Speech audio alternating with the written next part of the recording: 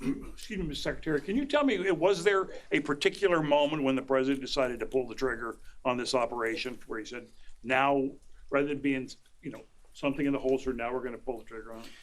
I would just say, having the opportunity to witness his leadership, he was fully committed to the peace process, wanted a negotiated outcome, gave Iran every single opportunity, and unfortunately was met by stonewalling, which is why he gave them plenty of time to continue to come to the table and give up enrichment, give up the nuclear program. But there was I won't say the particular moment, there was certainly a moment in time where he realized that it had to be a certain action taken in order to minimize the threat to us and our troops. Yeah. General, you say that General Kurilla increased force protection in Iraq, Syria, and Gulf, in those areas. Were they given any advance warning the attacks were coming? And also, Mr. Secretary, when were congressional leaders notified? How long before the attacks took place? Sure. To your first question, the risk has clearly been rising over the last few weeks in the region. Based on that, and not a particular awareness of this operation, we've made smart decisions to minimize the risk to U.S. forces in the region. So they were given no advance warning? No, sir. In congressional? They were notified after the planes were safely out. Well, we complied with the notification requirements of the War Powers Act. After the attacks, they were notified? They were immediately thereafter. Yes. Thank you, Secretary. Two quick questions. Do you believe you completely destroyed Iranian nuclear program? And how about Iranian ballistic missiles? Your ally as Israel always saying that is biggest threat. And second question is very important. What will be your next step if Iran or militias under Iranian influence in the region attack U.S. interests or allies in the region?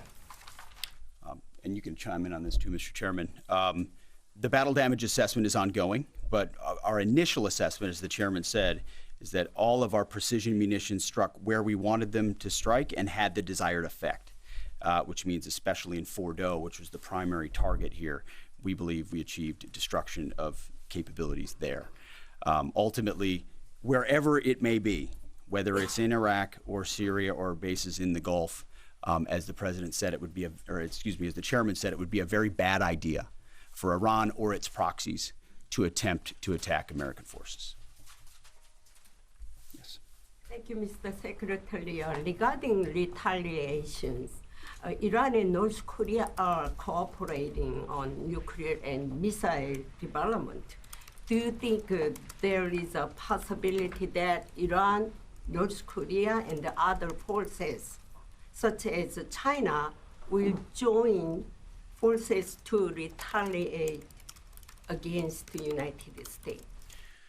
Well, unfortunately, because of the policies under the previous administration, we drove those countries together.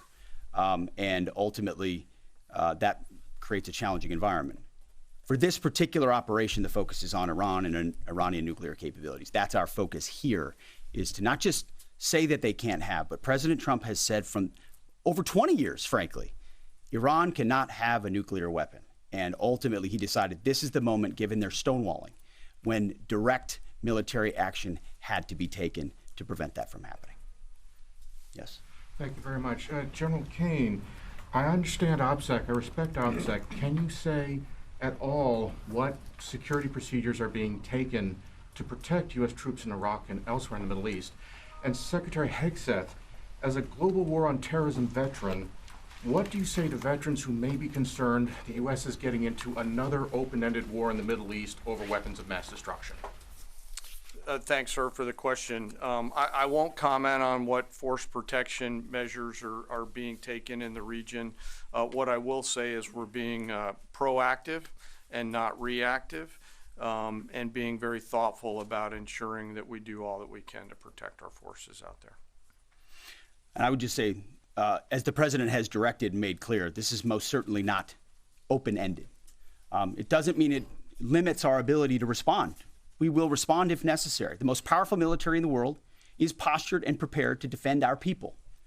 But what the president gave us, as I said, was a focused, powerful, and clear mission on the destruction of Iranian nuclear capabilities. Those were the targets. That's what was struck. That's what was overwhelming. That's what was overwhelming. That's what the Iranian regime needs to understand, as the president put out last night.